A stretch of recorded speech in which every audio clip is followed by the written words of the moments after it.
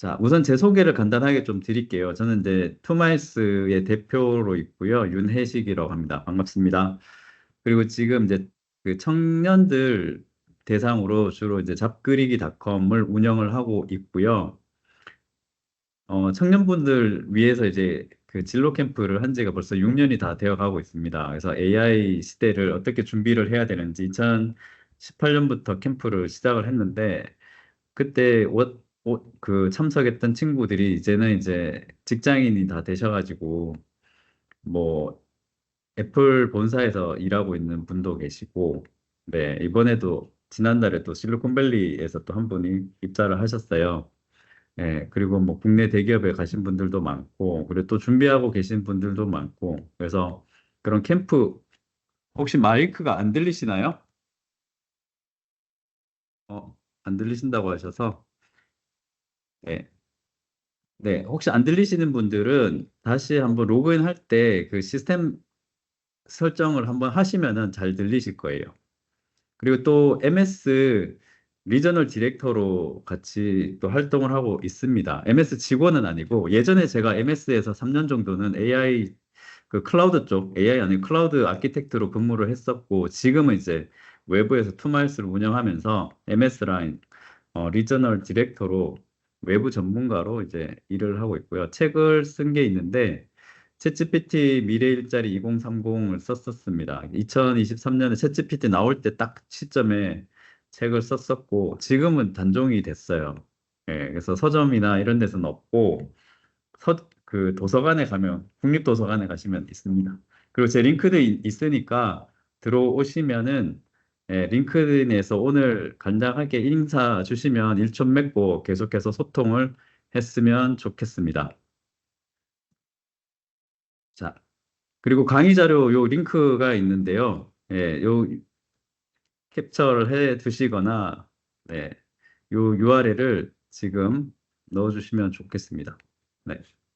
그래서 URL 가지고 여러분들이 아마 사이트가 뜰 거예요. 제가 원드라이브에 강의 안 올려놨으니까 바로 클릭을 하시게 되면 보이실 겁니다.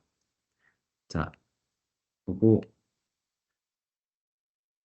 되셨죠? 예, URL 해서 중간중간에 저희 직원분이 계속해서 늦게 들어오시는 분들한테도 공유해 드릴 거니까 네, 체크해 주시면 좋을 것 같습니다. 네. 자, 되셨죠? 자, 이 강의 자료 다 다운로드 되시나요? 요것만 확인하고 화면 넘기도록 하겠습니다. 네. 자, 그러면 이제 첫 번째 세션은 제가 두 개로 파트를 좀 나눴는데 AI 에이전트 시대 좀 말이 많습니다. 이제 제가 말이 좀 많긴 한데 혹시 못 보신 분들을 위해서 다시 한 번만 보여드리고 넘어가도록 할게요. 네.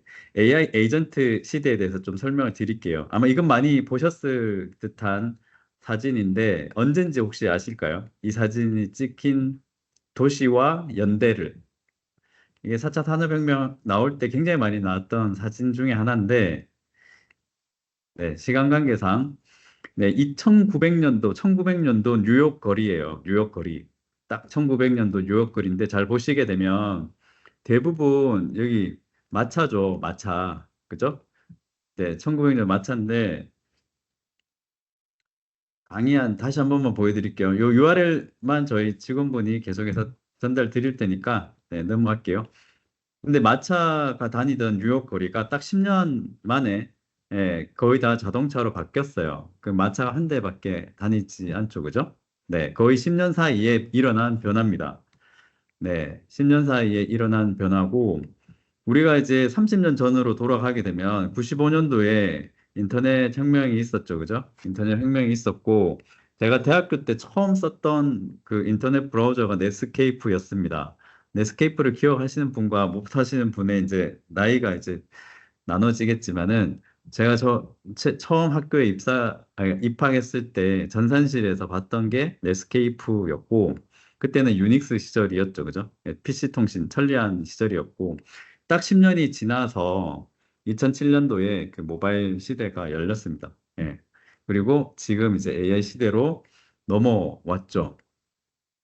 그죠? 이렇게 굉장히 빨리 지나왔습니다. 지금 제가 시간이 많으면 이거 다 설명하고 넘어갈 건데, 오늘 이게 중요한 게 아니기 때문에, 그만큼 지금 기술의 속도가 빠르게 진행되고 있다는 거 다들 체감하고 계실 거고, 그리고 이 장표도 아마 많이 보셨을 건데, 1억 명의 사용자가 도달할 때까지 걸렸던 서비스들 혹은 기술들의 보면은 휴대폰 같은 경우는 16년, 네, 16년 정도. 네, 그 다음 인터넷 7년, 챗GPT 3개월로 보고 있습니다. 굉장히 빠르죠. 예, 물론 뭐 인스타그램 며칠밖에 안 돼요. 일주일이었나? 인스타그램이? 그건 이제 워낙 페북이 한 30억이 있으니까 그런 거고. 네, 소리 안 되시는 분들은 나갔다가 다시 한번 접속을 하시면은 되실 거예요. 자, 그런데 이 AI가 열렸는데, AI 시대가 열렸는데, 이 단계를 우리가 좀 기억해야 될 게, 아마 오늘 새벽에 또 난리 났죠, 그죠? 오픈 AI가 새벽에 GPT-5 발표하고 나서 굉장히 많은 또 변화, 지금 SNS부터 해서 난립니다, 그죠?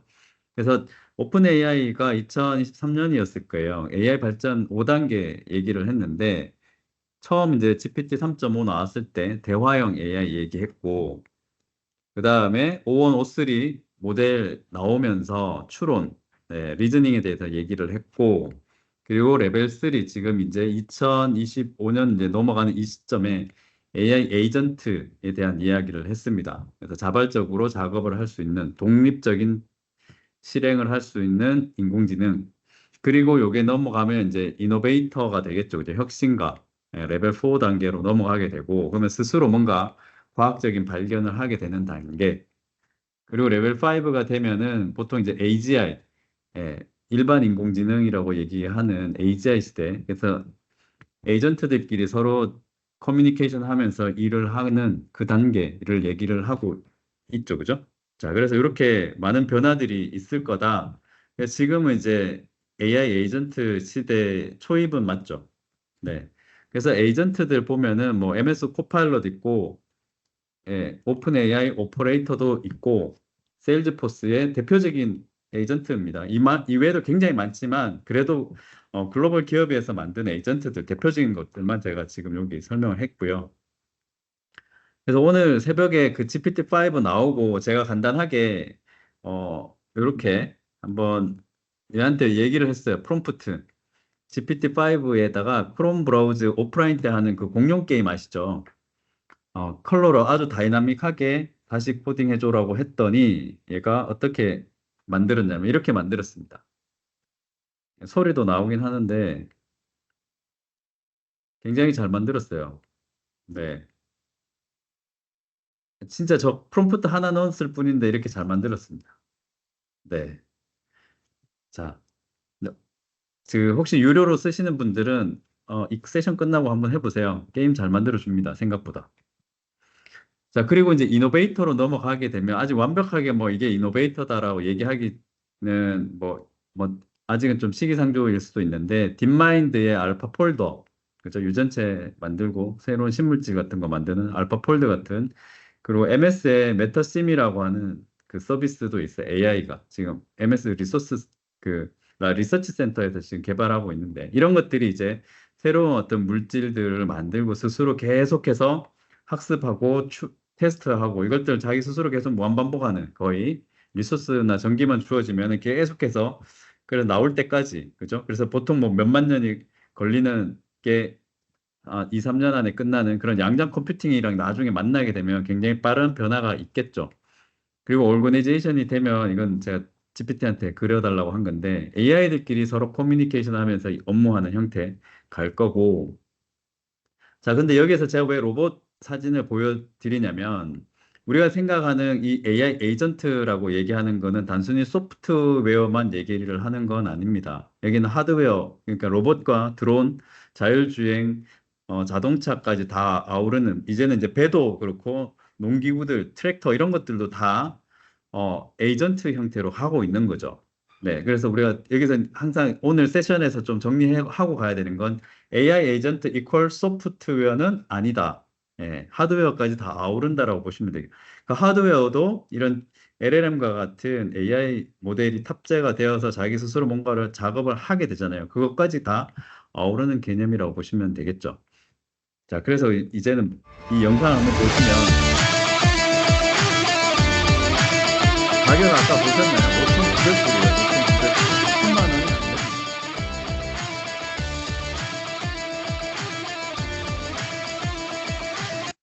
이거 왜 보여드렸냐?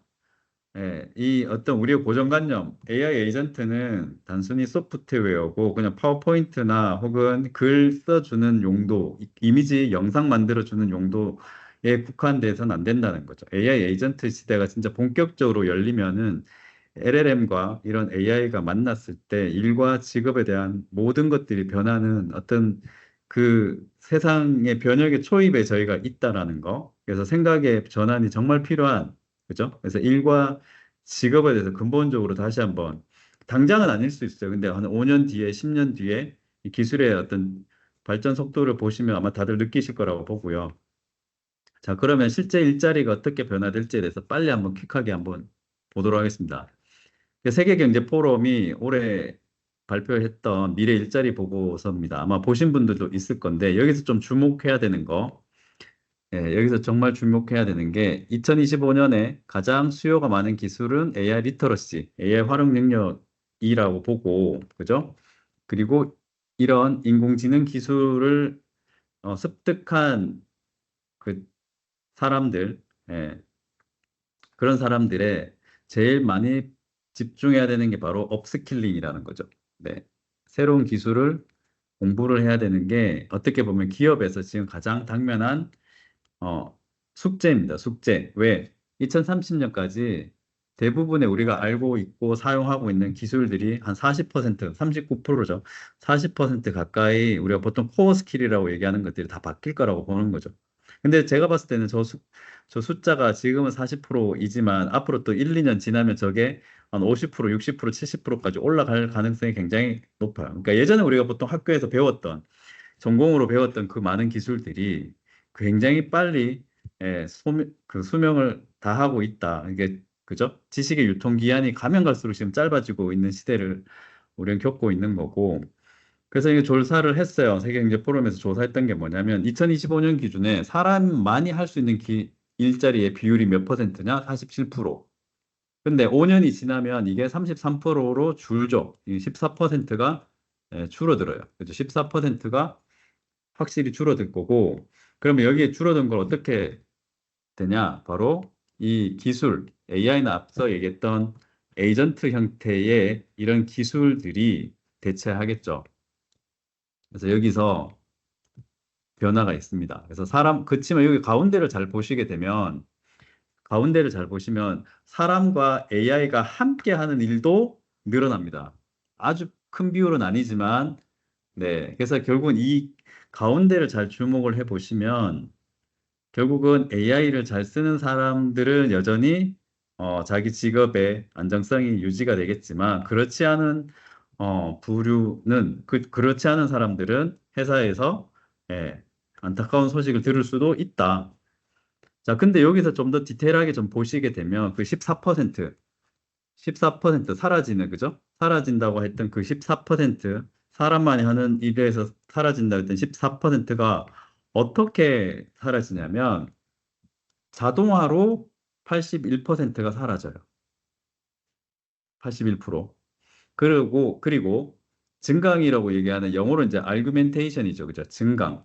증강으로 사라지는 비율은 거의 이제 20%죠. 무슨 얘기냐면은 자동화로 사라진다는 얘기는 AI가 인간의 일자리를 완전히 대체를 하는 거예요. 그러니까 사람의 직장 자체가 사라지는 거고, 증강으로 사라지는 거는 우리가 원래 뭐 보고서 썼던 분들이 챗GPT 써서 일을 더 잘하면서 상대적으로 옛날에는 5명 있었는데 이제는 5년 뒤에는 이게 뭐 3명으로 줄다. 그렇게 해서 이제 사라지는 비율이라고 보시면 되는 거죠. 여전히 사람이 기술을 쓰는데 일자리 자체가 줄어드는 거는 20%밖에 안 되는 거죠. 앞으로 저 비율은 점점점 커질 거라는 거죠. 그리고 이제 각 그 산업별로 보시게 되면 의료는 여전히 좀 안전한 축에 속합니다. 상대적으로. 네.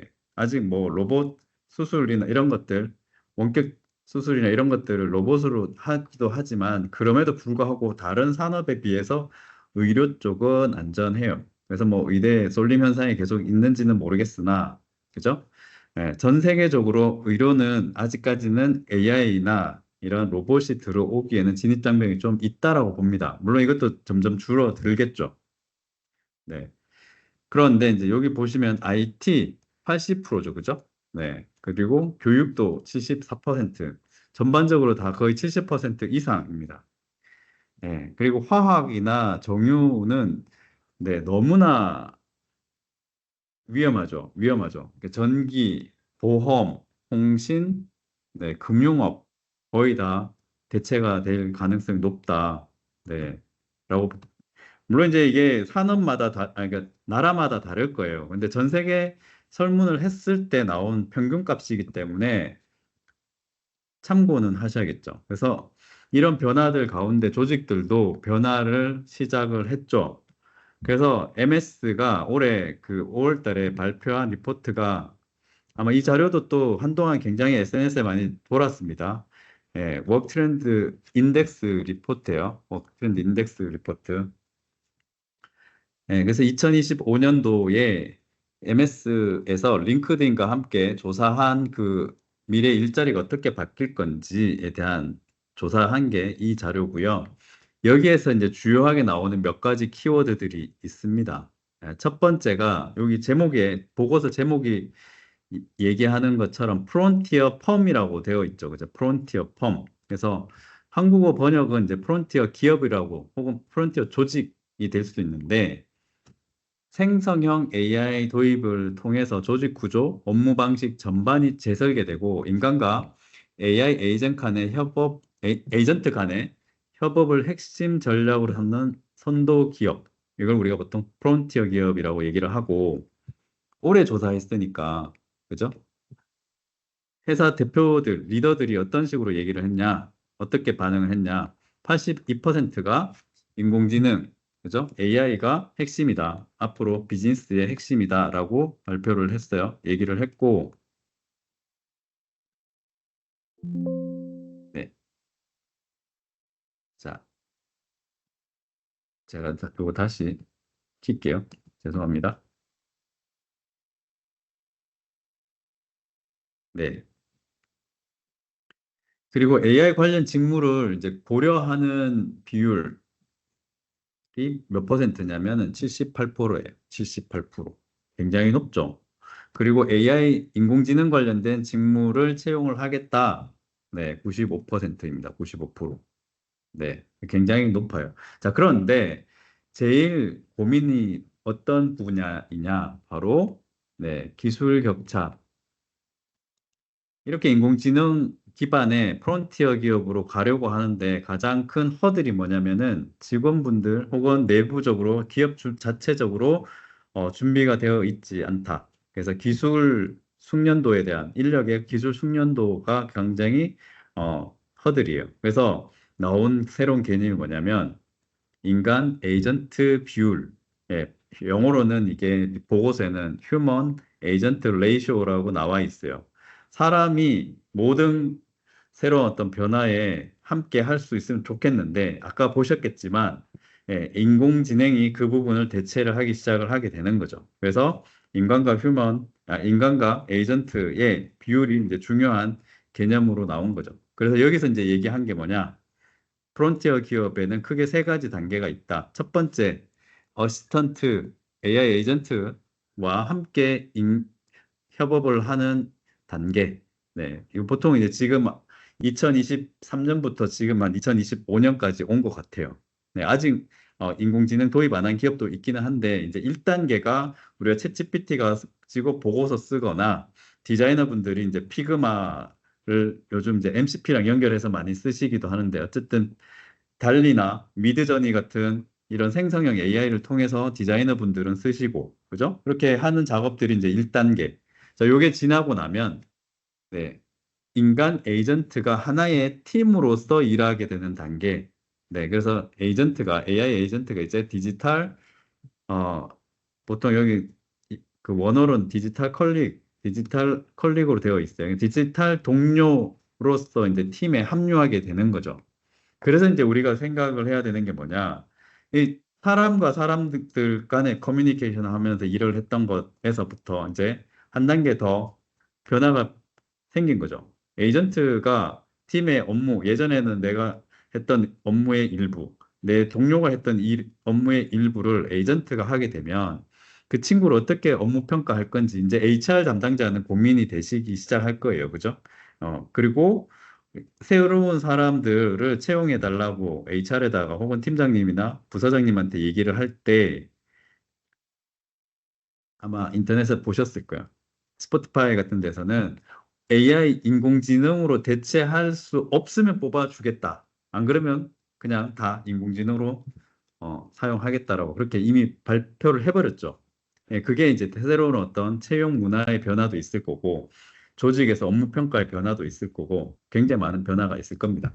그리고 인간이 주도하고 에이전트가 실제 이제 오퍼레이션 하는, 운영하는 3단계까지 가게 되면 더 많은 인력에 대한 변화가 생기겠죠.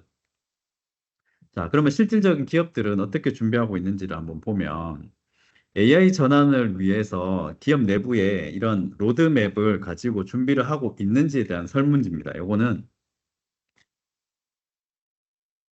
맥킨지에서 준비한 거고요. 그 맥킨지에서 발표한 자료인데 보면 로드맵이 있다라고 발표한 기업은 25%예요. 25%. 그런데 아직 하나도 없다라고 얘기한 기업은 몇 퍼센트일까요? 근데 준비는 하고 있는데 수정 중인 기업은 53%. 아직 완성되진 않았지만 준비하고 있는 거는 21%. 근데 로드맵이 없다라고 답한 기업은 한 군데도 없습니다. 다 AI 트랜스포메이션, AI 전환을 준비하고 있다. 네. 여기다가 뭐 질문했는데 우리 기업은 AI 전환 안 할 거라고 감히 말은 못했을 것 같기는 해요. 저도 솔직히 얘기해 드리면. 네, 그죠? 자, 그래서 이제 이런 설문을 또 한 번 했어요. 맥킨지에서 한 것 중에 하나가 이런 것들이에요. 그래서 AI 인공지능 도입을 하니까 실제 도와 도입을 하고 나서 도움이 됐냐에 대한 질문이거든요. 그래서 실제 생성형 AI를 통해서 팀 멤버의 문제를 성공적으로 해결을 했다라고 발표한 설문에 응한 사람들이 한 86%가 됩니다. 네. 그치만 이제 우리 일상을 다시 한번 돌아보면 어떠냐면 굉장히 무한 반복되는 작업들이 굉장히 많죠. 디지털 트랜스포메이션 한다고 해서 기업들이 메신저 도입을 하고 업무 자동화 관련된 뭐 MS 오피스나 구글 워크스페이스나 굉장히 많은 도구들을 도입을 했어요. 그죠? 그래서 그리고 또 이제 코로나를 지나면서 원격 근무에 대한 것들, 리모트 워커들이 늘어나고 기업 문화도 약간 그, 그 업무 시간도 굉장히 효율적으로 탄력적으로 조정을 해서 사용을 하고 있잖아요. 그죠? 그러다 보니까 어떻게 됐냐? 오전 6시 이전에 이메일 확인하며 하루를 시작하는 직장인의 비율이 40%다. 이건 전 세계 이제 일반적으로 이 설문에 응한 사람들의 일반적인 평균입니다. 네. 그리고 하루에 메일 확인하면서 처리하는 게 이만큼 들었어요. 뭐 메신저도 이만큼. 그러다 보니까 업무에 집중하지 못하는 인지적인 단절이 275번. 계속해서 메시지 오고 이메일 오고 팀에서 사람들이 옆에서 묻고 그죠? 그러니까 생산성이 계속해서 떨어지는 거죠. 그래서 보통 오전 9시, 11시 사이, 오후 1시, 3시가 생산성이 굉장히 좋아지는 시간이라고 일반적으로 얘기하는데 대부분 이때 회의가 있다. 네. 그리고 앞서 얘기한 것처럼 매 평균 2분마다 이런 다양한 채널을 통해서 업무에 방해를 받고 있더라. 그래서 업무 시간의 경계가 붕괴가 됐고, 네. 밤 10시까지 계속해서 뭔가 이메일을 체크해야 되는 상황. 그러다 보니까 그리고 새로운 기술도 공부를 해야 되고, 그러니까 공부할 시간도 없고, 일할 시간도 없고. 네, 그래서 80%가 번아웃이 왔다라고 얘기를 합니다. 그래서 우리가 오늘 이 세션을 준비를 했잖아요. AI 에이전트. 우리의 그 피곤함을 얘가 과연 해결해 줄 수 있을까? 또 하나 얘가 허들이 아닐까? 예. 근데 이제 제가 개인적으로 이제 생각하는 거는 기존의 인터넷 기술, 모바일 기술, 그리고 디지털 트랜스포메이션 나왔던 그때 업무 자동화 관련된 기술들은 어떻게 보면 우리의 어떤 일상적인 업무를 도와주는 기술이었잖아요. 근데 지금 가장 큰 차이점, AI 에이전트 시대로 들어오면서의 가장 큰 차이점은 얘는 도와주는 것도 도와주는 거지만 진짜 이제는 이제 업무 자체를 뺏어갈 수 있는 단계까지 왔잖아요. 그죠? 그렇기 때문에 피할 수 없다면 즐겨라는 말, 감히 얘기하기 좀 어려운 말이긴 한데 해야 될 것 같은 시대가 된 것 같아요. 그래서 우리가 첫 번째로 이제 고민해야 되는 거 아마 파레토 법칙 들어보셨을 거예요. 그죠? 그래서 프론티어 기업이 파레토 법칙을 전략적으로 활용을 하는데 이제 개인들도 아마 해야 되지 않을까 싶습니다. 네. 아, 그리고 참고로 채팅창에 궁금한 거 있으시면 남겨주시면 제가 계속해서 보고 예, 답변을 드리도록 하겠습니다. 네. 중간에 채팅창에 네. 자, 그래서 우리가 그 AI 에이전트 시대에 잘 준비하기 위해서 뭘 해야 되냐? 제가 추천드리는 거, 뭐, 그리고 보고서에도 나와 있지만, 우리 업무에서, 우리 일상 업무에서 반복해서 하는 업무들이 굉장히 많잖아요. 대부분 한 80%가 그럴 텐데, 여기는 예, AI 에이전트가 하게끔 해야 되는 거죠. 그래서 굉장히 데일리 루틴한 일들이 있잖아요. 매일 반복하는 작업들은 인공지능 통해서 자동화하고, 업무 자동화하고, 우리는 고민해야 되는 것들이 있죠. 데이터를 기반으로 해서 의사결정을 한다거나, 다른 팀하고, 사람들하고 만나서 커뮤니케이션을 하는 거, 사람만이 할 수 있는 거, 여기에 우리의 모든 역량을 올인을 해야 된다. 집중해야 된다. 그래서 여기 AI가 자동화를 해 주는 이 80% 시간에 우리가 결국은 우리가 하는 업무를 AI 에이전트한테 전달을 해야 되는 거죠.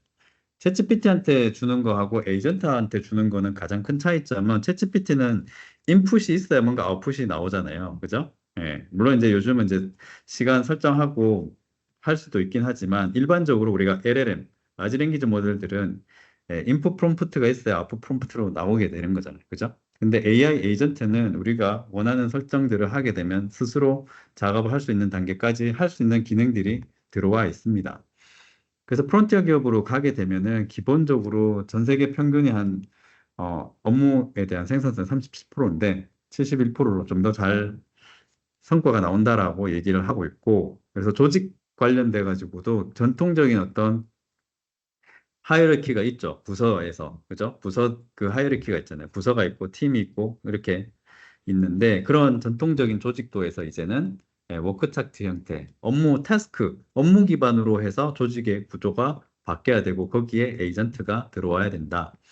그래서 인간과 에이전트 팀 구성을 할 때 목표 설정은 누가 해야 되겠 당연히 사람이 해야겠죠. 골 세팅은 사람이 해야 될 거고, 그리고 이 실행은 AI가 해야 될 겁니다. 그러면 이제 앞으로 이제 기업 내에서 워크숍 같은 거 할 때 해야 될 것들이 옛날에는 이건 누가 하고 뭐 kanban 차트 같은 거 만들어 가지고 그런 것들 많이 했었잖아요.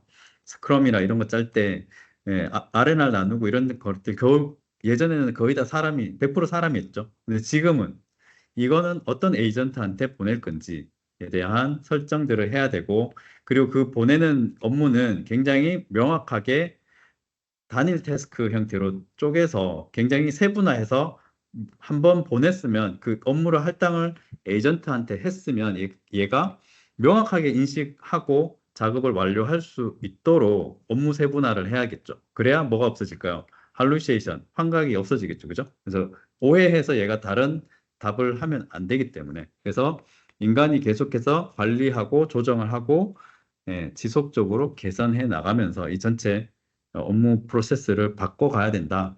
네. 그래서 리더십도 바뀌어야겠죠. 예, 뭐, 여기 이제 대표님들도 계실 거고, 임원분들도 계실 거고 하시겠지만, 예전에는 무조건 명령 내리고 기다렸다면, 이제는 네, 조율해야 됩니다. 임원들도 마찬가지, 그리고 사원분들도 마찬가지. AI한테 업무를 어떻게 할당을 할 건지에 대해서 오케스트레이션을 하셔야 됩니다. 네. 그래서 옛날에는 모든 회사의 정보가 조직의 어떤 정보가 이런 피라미드 구조였죠. 올라가면 올라갈수록 그죠?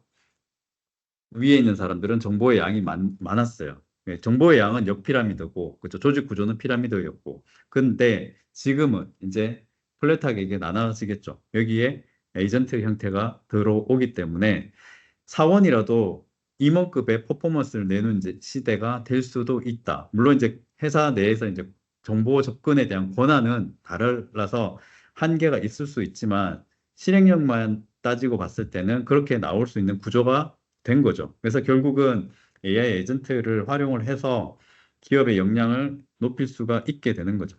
물론 뭐 제가 장밋빛만 얘기하는 건 아닙니다. 이거 도입하기 위해서 오히려 비용 대비 못한 결과를 낼 수도 있어요. 그래서 AX를 진행한 기업들의 평균적인 성공률을 보면 15%거든요. 15%. 예, 85%. DT가 보통 30% 성공률을 얘기를 했는데 그거보다 AX는 더 떨어졌습니다. 그 이유는 아마 잘 아실 것 같긴 한데 너무 복잡하고 변수들이 생각보다 많습니다. 쉽게 얘기하면. 그리고 목표 설정이 쉽지가 않고. 네. 자, 그래서 우리가 해야 되는 건 다시 한번 돌아와서 AI 에이전트 시대, 이 프론티어 기업의 시대에 각 개인은 어떤 식으로 조직에서 어, 롤을 가져가야 되냐. 직급에 상관없이 이제 에이전트를 컨트롤해야 되잖아요. 그래서 에이전트 보스 형태의 예, 롤을 자기 스스로 이제 재정의를 내려야겠죠. 나는 이제 내 동료, 사원이라고 하더라도 내가 관리해야 되는 에이전트들이 생겼기 때문에 리더십도 생겨야 되고, 그죠? 네. 그래서 사용자에서 관리자 형태로 마인드셋을 바꿔야 된다. 예. 그래서 이게 단순히 뭐 유행어는 아닐 거라고 저도 생각을 합니다. 용어는 바뀔 수는 있어도 에이전트에서 뭐 어시스턴트라고 얘기하는 데도 있고 기업마다 부르는 명칭이나 이런 것들은 다 다를 수는 있기는 한데 장기적으로 봤을 때 이 흐름을 바꾸기는 쉽지는 않을 것 같습니다. 네. 자, 제가 갑자기 말을 너무 많이 해가지고 갑자기 몽해졌어요, 머리가. 네, 물 한 번 마시고 가도록 하겠습니다. 벌써 한 30분이 지나갔는데요. 어떻게 그 세션을 어떻게 기대한 거 갖고 있나요? 아니면 너무 단순한 정보를 제가 드리고 있나요? 저 궁금해서 한번 문의 드려보는 거고요. 뒤에는 제가 AI 에이전트 관련된 AI 바운드리나 이런 것들 설명을 드리긴 할 거거든요. 네. 자, 그래서 에이전트 보스의 사고 방식 말씀드린 것처럼 CEO 마인드셋 이게 기업 내에 있더라도 사원이라고 하더라도 이제는 오너십 가지고 일을 해야 되는 시대가 됐습니다. 됐고, 앞서 얘기한 것처럼 오케스트레이터의 역할, 조율을 하는 마인드셋 바꿔야 됩니다. 진짜 마인드셋 바꾸셔야 돼요. 저도 그렇죠. 저도 마인드셋 계속 바꾸고 있지만, 공부하면 할수록 바뀝니다. 자, 그래서 에이전트 보스, 우리가 이제 새롭게 이제 에이전트 보스가 됐을 때, 고부가 가치 업무에 진짜 집중할 수가 있겠죠. 챗GPT 처음 나왔을 때 그 얘기 많이 했거든요. 인공지능 시대에 가장 사람한테 많이 필요한 거 뭐냐? 창의적인 거, 그 다음에 뭐 전략적이고 논리적인 거, 이런 거 많이 얘기했는데, 저는 솔직히 이 많은 것들, 저도 책에 물론 그때는 그렇게 썼지만, 지금 와가지고 제가, 어, AI 시대에 가장 많이 필요한 역량이 뭘까 하면 여전히 문제 해결력 같아요. 문제의 본질이 뭔지, 이게 사람이 풀 수 있는 문제인지 AI가 풀 수 있는 문제인지를 일단 정의 내려주는 거. 그런 다음에 이걸 인공지능 AI 에이전트한테 줄 건지 아니면 이걸 사람을 통해서 해결할 건지를 결정을 해야 되잖아요. 근데 그걸 정의 내리는 것 자체는 AI가 하기가 쉽지가 않죠. 왜? 얘는 학습된 데이터 없으면 물론 추론을 할 수는 있지만 그 상황에서 그 회의 분위기가 뭐 회의가 녹화되지 않고 녹취되지 않고 이게 업무 내용이 공유가 되지 않고 디지털화 되지 않으면 얘는 모르잖아요. 예. 그렇기 때문에 문제 해결 능력이 굉장히 중요해지지 않을까. 자, 그래서 또 하나 이제 생각을 해야 되는 거, 인공지능 시대에 우리가 반드시 머릿속에 꼭 기억하셔야 되는 게 바로 이 두 개죠, 그죠? 예, 책임 있는 AI, Responsible AI에 대한 거. 이제 GPT-5 나오고, 뭐, 인터넷에 올라온 그 공유해 주신 분, 제 지인분이 이제 공유해 주신 거 보니까 대리 이하는 이제 안 뽑아도 될 것 같다. 뭐 이런 글들이 막 올라오고 있어요. 그런데 더 중요한 것 중에 하나는 뭐냐면 이 인공지능의 성능이 좋아지면 좋아질수록 우리가 진짜 터미네이터에서 봤던 그런 싱귤레리티, 그죠? 예, 특이점에 오는 경우가 안 왔으면 좋겠지만 인공지능이 잘못 해석이 되고 잘못 오용이 됐을 때 인류에게 굉장히 피해가 올 거잖아요. 근데 이게 만약에 금융권이다. AI 에이전트 가지고 트레이딩하는 시스템을 만들어 놓고 애널리스트 대신해서 데이터 분석하는 거 했는데 할루시네이션이 들어가서 잘못된 데이터가 들어가고 하면 네. 물론 그거 없애기 위해서 굉장히 많은 필터링이나 그 거버넌스는 하겠지만 한 번의 실수로 진짜 블랙스완 같은 일들이 벌어질 가능성이 굉장히 높아졌다. 그렇기 때문에 이 부분에 대해서 굉장히 신경을 써야 되죠. 데이터 파이프라인에서 오용된 데이터가 들어오지 않도록 그래야 이 AI가 데이터 학습 계속해서 추가 학습을 할 때 그죠?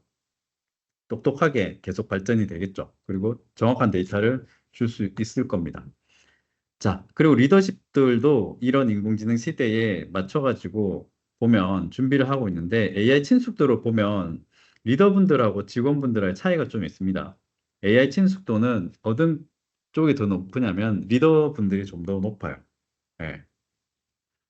이게 옛날에는 좀 아니었는데 인공지능 시대로 넘어오면서 C레벨들이 AI 활용도가 굉장히 많이 높아졌어요. 그 가장 큰 이유가 뭐냐면 옛날에는 C레벨들이 그 대표님들도 그렇고 그죠?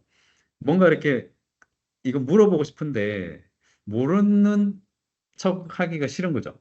예. 그래서 뭔가 아는 척 해야 될 것 같고 그 레벨에서는 그런데 이제 AI가 있으니까 얘한테 다 물어볼 수 있잖아요. 옛날에 밑에 직원한테 물어볼 것들. 예. 그래서 어떻게 보면은 AI 에이전트 그리고 보통 업력이 한 20년, 30년 쌓이면 본인의 그 도메인 지식이 굉장히 높아져 있잖아요. 근데 이걸 이제 풀어낼 수 있는 도구가 생겼기 때문에 AI에 대한 친숙도 그리고 활용도가 일반 사원들보다 높은 것 같아요. 요거는 그냥 넘어갈게요. 그래서 변화 AI 에이전트를 뭐 앞으로 향후 5년 내에 훈련하겠다, 관리하겠다. 점점 늘어나겠죠. 그죠? 자, 그래서 무대응의 위험. 네. 뭐 대응 안 하면 당연히 위험하겠죠.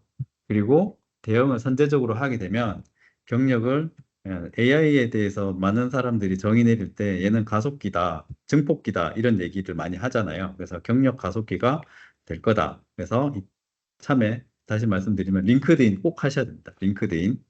네. 링크드인을 해야 되는 이유는 가장 최신 IT, 특히나 AI 관련된 뉴스들은 링크드인에서 굉장히 많이 올라오고, 그거보다 더 빠른 거는 X에서 올라오죠. 옛날에 트위터.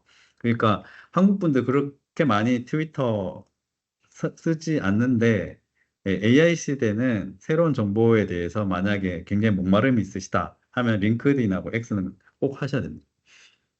자, 그래서 에이전트 보스는 앞서 얘기했지만 이런 것들을 다 할 수 있어야 돼요. 이거는 앞서 말씀드렸던 사원에서 C레벨까지 다 AI 활용 기본, AI 리터러시 기본적으로 하셔야 되고, 네, AI 에이전트가 사람하고의 관계 속에서 AI가 우선인지 당연히 사람 중심으로 가야겠죠. 그리고 얘가 어, 그 AI가 윤리적인 테두리 내에서 가드레일 내에서 답변을 하는지 책임 있는 AI가 어느 정도 어, 좀 중요하게 적용이 되었는지 AI 모델에 이런 것들을 봐야 되고 그리고 바이어스죠, 그죠? 편향, 편향에 대해서 굉장히 신경 많이 쓰셔야 돼요. 네, 예, 이런 부분들 고민을 하셔야 된다. 그래서 요 기업이 이제 넘어갈 때 프론티어 기업으로 넘어갈 때 우리가 어떤 식으로 좀 준비를 하면 되는지 몇 가지만 제가 한 정해 봤습니다. 그래서 비판적인 해석에 대한 것들 고민을 하셔야 되고 특별히 AI 에이전트의 편향성을 판단할 수 있어야 된다. 판단력이라고 했을 때 AI 에이전트가 뭔가 일을 맡겼는데 답을 했을 거잖아요. 리포트를 뽑아왔을 거잖아요. 근데 이 보고서가 제대로 되었는지에 대한 것도 해야 되지만은 이게 어떤 특정 집단에 대해서 혹은 뭐 특정 국가에 대해서 편향된 데이터인지 아닌지, 그죠? 바이어스도 체크를 할 수 있어야 되는 거죠. 예, 그래서 이런 능력들도 이제는 길러 가셔야 되는 겁니다. 예, 그리고 뭐 당연히 AI에 대한 공부는 계속 하셔야겠지만 뭐 머신러닝이나 이런 것들은 네, 이건 제가 그냥 개발 쪽에 계시거나 IT 직군에 계신 분들이 필요할 거기 때문에 넣어놓은 거고요. 일반적으로 스텝 조직 분들 같은 경우는 뭐 머신러닝 기본 개념만 좀 알아주시면 되겠죠. 그래서 애저 같은 경우는 뭐 AI 900 자격증 정도만 따셔도 충분히 AI 소양 갖추시는 데는 크게 문제는 없으실 거예요. 그리고 이제 요게 좀 지나면 이제 COT라고 해서 체인 오브 소트, 그리고 프롬프트 엔지니어링을 하시게 될 때 단순히 뭐 이거 요약해줘, 이거 관련된 블로그 내용 써줘 이런 내용을 넘어서 멀티턴이라고 얘기를 하죠. 그죠? 주거니 받거니 계속해서 얘가 답변하는 그 품질을 높이기 위한 작업들, 이 고급 프롬프트 엔지니어링을 좀 공부를 하시면 좋을 것 같고, 참고로 이제 유튜브에 가셔가지고 그 티타임즈 강수진으로 검색하시게 되면 그 강수진 대표님 영상들이 좀 있습니다. 그것 좀 참고하셔가지고 프롬프트 엔지니어링을 좀 잘 쓰는 법에 대해서 공부를 하시면 좋을 것 같아요. 자, 그래서 인간 중심에 대한 거. 자, 여기 이제 제가 포인트를 주는 건 뭐냐면 인간하고 그러니까 인간하고 AI하고 하이브리드 팀을 이끌어야 되는 거는 맞는데 이 부분이 또 되게 중요하거든요. 심리적 안정감. 네. 인공지능을 쓸 때 이 심리적 안정감에 대해서 왜 얘기를 했냐면 이 자랑표 때문에 그래요. 네. 성공적인 그 AI 트랜스포메이션을 위해서는 리더십에 굉장히 중요하거든요. 리더십의 지원이 굉장히 중요하거든요. 그래서 보면 직급에 따른 AI 활용 능력을 보게 되면 리더 그룹이 이건 이제 BCG 그룹 보스턴 컨설팅에서 만든 자료예요. 그래서 BCG 그룹 자료를 보면 올해 자료거든요. 작년 대비 거의 변화가 없죠. 근데 여기 일선 직원이죠. 그죠? 현장 직원들 같은 경우는 거의 한 30%가 차이 납니다. AI 활용도가. 네. 활용도가 이만큼 차이가 나요. 그런데 그래서 실제 그 직원분들은 이 AI로 인해서 직업을 잃을 위험에 대한 설문을 했을 때 어느 정도로 반응했냐면 한 40%가 앞으로 10년 내에 내가 직업을 잃을 거다라고 얘기를 했어요. 이게 일반적인 반응이에요. 그런데 여기 재밌다기보다 인사이트가 있는 게 뭐냐면 인공지능 활용도가 어느 나라가 높을 것 같습니까? 선진국이 높을 것 같습니까? 개발도상국이 높을 것 같습니까? 채팅창에 혹시 의견들을 한번. 네.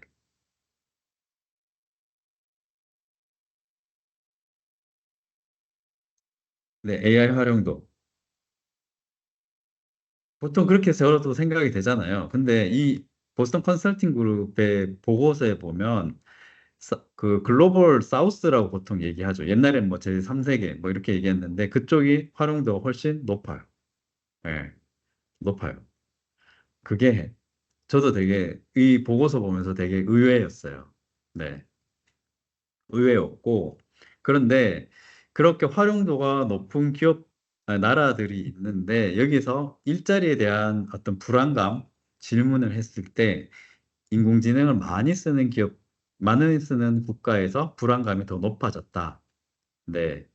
물론, 말씀하신 것처럼 모집단을 어떻게 잡았느냐에 따라 다를 수 있을 것 같기는 합니다. 저도 그거에 대해서는 좀 그래도 갸우뚱하고 있는데, 어쨌든, 결과론적으로는 AI를 많이 쓴 사람들이 자기 그 잡 시큐리티죠. 그죠? 직업의 안정도에 대한 것들에 대한 불안감이 굉장히 높더라. 그거는 저는 어떻게 해석했냐면, 인공지능 많이 쓰고 막 하다 보니까 진짜 얘가 내 일 없을 수도 있겠네라는 걸 느끼는 거거든요. 저도 사실 비슷하거든요. 예, 강의 이런 거 지금 아까 질문하셨는데 감마로 만들었습니다. 감마에 그 프롬프트 굉장히 튜닝을 해가지고 그 템플릿도 커스텀으로 해가지고 만들었거든요. 네, 역시 눈치가 빠르시네요. 근데 자료 자체는 제가 다 준비한 거 가지고 업로드 했으니까요. 이게 할루시에이션 아닙니다. 네, 그리고 자료 자체가 다 BCG, 보스턴 컨설팅이나 맥킨지 거기 때문에 그거는 걱정 안 하셔도 돼요. 네, 갑자기 뜨끔했습니다. 자, 그래서 보면 이렇게 두려움을 느끼는데 그 리더십이 지원을 해줬을 때 직원분들은 거의 한 40% 가까이 AI를 더 잘 쓰고 자신감을 갖고 일하게 된다라는 얘기를 하거든요. 이게 지난번 이제 이 보고서에 대한 결과예요. 그래서 혹시 여기 대표님들 계시면 직원분들한테 AI 쓰는 것들을 뭐 보안상 뭐 이슈가 되는 부분은 당연히 가이드를 만들어서 하셔야겠지만 일반적인 업무에서 인공지능 쓰시는 거는 적극적으로 권장을 하시고 보고서 너 이거 뭐 지금 이제 하신 것처럼 이거 감마 갖고 만들었지 이렇게 팁 타박을 주시게 되면 이제 직원들이 AI 안 쓰게 되는 거예요. 기업의 경쟁력을 낮출 수가 있습니다. 네. 적절한 타이밍에 질문을 주셔가지고 그죠? 자, 그리고 또 중요한 원칙 중에 하나가 거버넌스죠. 거버넌스. 아까 계속 말씀드렸지만 알고리즘의 편향, 데이터 프라이버시에 대한 거, 투명성에 대한 거, 그리고 여기 데이터 처리에 대한 정책. 우리 회사는 데이터를 가지고 사용을 할 때 인공지능 학습에 쓰는지 안 쓰는지 사실 이제 직원분들은 굉장히 관심 많거든요. 이런 것들을 투명하게 공개를 해야 되는 거죠. 그런데 맥킨지 보고서에 의하면은 책임 있는 AI, 리스폰시블 AI에 대해서 리더십들이 관심이 있냐라고 질문을 했을 때 아직까지는 17% 정도만 네, 이게 중요하다라고 반응을 한 겁니다. 대부분 한 80%는 아직은 퍼포먼스 내는 게 우선이야. 그리고 운영이 우선이야라고 이야기를 하는 거죠. 네, 그래서 이 인공지능 쓸 때 책임 있는 AI에 대해서 우리가 고민을 해야 되고 만약에 하지 않았을 때 직원들은 이렇게 불안해하는 거죠. 네. 내가 HR팀에서 AI 에이전트 가지고 내 모든 업무를 평가를 했어요. 근데 평가했는데 얘가 그게 정말 제대로 평가된 답변을 하면 좋겠지만 그렇지 않을 수도 있잖아요. 오류가 있을 수도 있기 때문에 여기에 대한 불안감. 그럼 내 연봉이 달라지니까 인센티브가 달라지니까 그죠? 그리고 바이어스에 대한 거. 내가 한국은 거의 다뭐 단일 민족이기 때문에 아직까지는 뭐 외국 분들이 많기는 하지만 근데 이제 외국이나 이런 데 보면은 다문화 국가잖아요. 그러게 보면은 내가 특정 인종이기 때문에 인센티브나 승진에 대한 불이익을 당하진 않을까 이런 것들을 고민을 하게 되는 거죠. 네, 그래서 이런 거에 대한 것들이 책임 있는 AI 해야 되는 거죠. 자, 그래서 AI 에이전트 시대 어떻게 준비해야 될까? 퀵하게 설명을 다시 한번 드리면, 요건 이제 개인적인 그 부분이에요. 자기가 수학 분석을 한번 해보세요. 챗GPT한테 나 이런 거 작업하고 있는데 AI 리터러시 관점에서 내 수학 분석을 좀 해줘. 하면 얘가 대충 해주거든요. 그런 걸 가지고 내가 AI 리터러시를 강화할 수 있는 학습 커리큘럼을 짜달라고 하면 또 짜줍니다. 그리고 제가 추천하는 드리는 위즈덤 플랜 AI라고 하는 웹사이트가 있어요. 여기에 나 이런 거 공부하고 싶은데 한국어로 사이트는 영어인데 wisdom plan.ai 가서 나 이런 거 공부하려고 하는데 10주짜리 과정 짜줘 하면은 유튜브 그리고 블로그 비디오 다 서치해가지고 커리큘럼으로 짜줘요. 한번 해보세요. 그러면 뭘 공부해야 되는지가 나와요. 1단계부터 10단계까지 만약에 내가 10주차 과정으로 만들었다 하면은 초기에는 뭐 공부해야 되고 그리고 끝에는 어떤 결과물이 있으면 좋을지가 이 과정을 짜주거든요. 예, 너무 좋은 솔루션. 그리고 링크드인과 같은 디스코드나 이벤터스 같은 네, 이런 커뮤니티 통해서 최신 기술 X 아까 말씀드렸죠 X X 통해서 보시고 AI 도구들이 굉장히 많아요. 이 중에 아마 다 써보신 분들도 있고 뭐 이제 처음 보시는 분들도 있을 거긴 한데 뭐 요즘 많이 쓰는 툴들만 제가 한번 싹 정리를 한번 해본 거죠. 이 외에도 많아요. 그 코딩 관련된 건 뒤에 있기 때문에 제가 넘어가기로 하고요. 그래서 2025년에서 앞으로 뒤에 5년, 2030년까지 가장 우리가 준비해야 되는 건 AI 빅데이터 기술. 그리고 이거 되게 중요하죠. 레질리언스. 유연성, 플렉서빌리티. 앞으로 제가 지금 2025년 지금 8월 기준으로 이게 중요하다고 얘기한 것도 내년 되면 다 바뀔 수도 있습니다. 제가 미리 말씀드릴게요. 미리 말씀드리지만 제가 지금 막 중요하다고 얘기한 것들 1년 뒤면 이미 보편화된 기술이 될 수도 있어요. 아시겠지만. 그렇기 때문에 네. 자, 에어컨이 좀 온도 좀 낮추겠습니다. 네. 그렇기 때문에 꼭 항상 새롭게 뭔가 기술이 들어왔을 때 유연성을 가지고 계속 공부하셔야 된다. 네. 허깅 페이스 당연히 좋죠. 네. 그리고 소셜 인플루언스 앞으로는 AI 시대가 되면 될수록 인간에 대한 그리움이 있을 거잖아요. 네. 그렇기 때문에 네, 주위 분들이랑 잘 지내시는 거, 네, 되게 중요하죠. 자, 두 번째, 이런 어떤 분석이 됐으면 그 다음에 이제 이런 소규모로 내 하는 업무, 나의 업무 흐름을 체크를 해야겠죠, 그죠? 반복적이고 시간 많이 잡아먹는 업무를 찾아가지고 자동화를 하셔야 될 겁니다. 저기 나와 있는 툴들, 뭐 파워 오토메이트, MS 거고 메이크닷컴이나 뭐 엠파렌 요즘 핫하죠. 이런 자동화 툴 가지고 내 업무를 하나씩 하나씩 자동화하는 작업들을 한번 해보시고 그리고 요즘은 뭐 무료로도 다 공개되어 있는 바이브 코딩 툴들이 굉장히 많이 있습니다. 그죠? 네.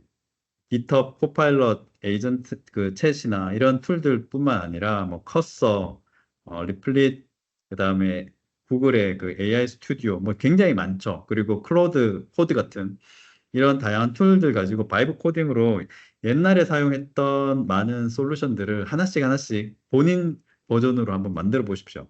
아까 그 QR 코드나 그다음에 그 URL 줄여준 거 있죠. 그 제가 바이브 코딩으로 다 만든 거예요. 예. 아, 그래서 옛날에 그 유튜브 영상 같은 거 다운로드 할 때 예전에 저 진짜 돈 내고 썼었거든요. 네. 근데 지금은 제가 그 바이브 코딩으로 유튜브 다운로드 앱 만들었어요. 10분이면 만들어줍니다. 10분도 안 걸릴 겁니다. 자, 그래서 내가 원하는 툴들 하나씩 하나씩 한번 만들어 보시고, 그리고 링크드인 활용하시고, 그죠? 그래서 아까 말씀드렸던 바이브 코딩, 비주얼 스튜디오 코드에 이제 GitHub 에이전트 같은 것들이, GitHub 코파일럿 에이전트 같은 게 들어와 있기 때문에 생각의 흐름대로 한번 코딩도 해보시고, 커서나 클로드나 구글 AI 스튜디오 같은 거 쓰셔가지고, 어, 겁내지 마시고 혹시 여기 또 나 IT 전공 안 했는데 라고 하시는 분들은 그냥 계정 만드시고 접속하셔서 프롬프트로 아까 제가 GPT-5에다가 그냥 하신 거 봤죠? 이런 게임 만들어 줍니다. 그래서 이런 자동화 툴과 그 바이브 코딩으로 만드는 툴하고 AI하고 같이 합쳐서 우리가 업무 자동화를 하시면 도움이 되시겠죠. 제가 여기 RPA 로봇 프로세스 자동화를 굳이 넣은 이유는 뭐냐면 인공지능, 특히나 이제 생성형 AI 가지고 얘기했을 때 그 할루시에이션, 환각 증세가 있잖아요. 그죠? 그걸 줄이기 위해서는 이런 RPA랑 같이 인공지능을 쓰시면 도움이 되실 겁니다. 네, 그래서 요거는 제가 넣어놨고요. 그리고 이런 RPA 관련된 툴들도 이제는 다 생성형 AI랑 다 연결이 되고 있기 때문에 뭐 반복적인 업무를 자동화하는 데는 파워 오토메이트 같은 거 파워 오토메이트가 뭐 MS 프로덕트만 다 자동화할 수 있는 게 아니라 외부에 있는 솔루션들, 예를 들어 이렇게 지메일 혹은 구글 드라이브까지 연결해가지고 다 자동화하실 수가 있거든요. 이런 것들도 한번 테스트를 해보시고, 그리고 파워 오토메이트는 아무래도 MS에서 만든 거다 보니까 외부랑 연결하기 위한 커넥터의 한계가 좀 있는 것들이 있어요. 예를 들어 뭐 노션 같은 거. 그래서 만약에 내가 노션 같은 거를 내가 외부에 있는 웹사이트에 있는 글이 올라왔는데, 좋은 글이 올라왔는데, 그걸 매번 내가 보고 싶어요. 그래서 RSS라고 보통 얘기를 하죠. RSS로 그 홈페이지에 올라오는 블로그 사이트를 RSS로 만들어서 그거 이제 불필요한 내용들을 다 제거하고 오픈 AI 통해서 번역을 해서 노션에 업데이트하고 완료되면 이메일로 받는 이런 프로세스들도 메이크닷컴으로 간단하게 자동화할 수가 있습니다. 저는 이렇게 해서 지금 쓰고 있거든요. 자, 그리고 뭐 커리어 패스나 뭐 이런 퍼스널 브랜딩 같은 것들도 이제 필요하겠죠. 그죠? 이런 것들을 잘 하시면 좋겠습니다. 자, 벌써 지금 1시간이 넘었는데 이제 실질적인 이야기들을 이제 좀 들어가도록 하겠습니다.